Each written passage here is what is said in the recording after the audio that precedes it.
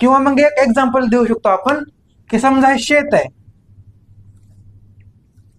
आणि या शेतामध्ये हा बांध आहे आणि ह्या समजा इथं पावसाचं पाणी येऊन ह्या शेतामध्ये ह्या शेतकऱ्याचं ए शेतकरी आणि बी शेतकरी, तर हा पावसाचं पाणी प्रवाह येऊन ह्याचा बांध फुटलेला आहे आणि संपूर्ण पाणी ह्या बी ह्या शेतकऱ्याच्या शेतात गेलेलं आहे आणि ह्या बी या शेतकऱ्याच्या शेताचं नुकसान झालेलं आहे.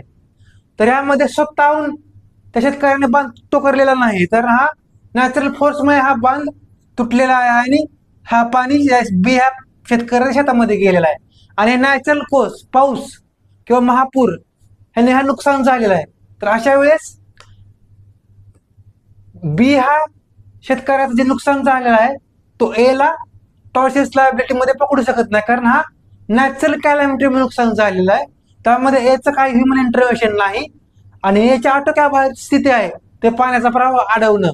तर अशा कंडिशन मध्ये ऍक्ट ऑफ गॉड हा एक टॉर्शियस लायबिलिटीचा डिफेन्स आहे.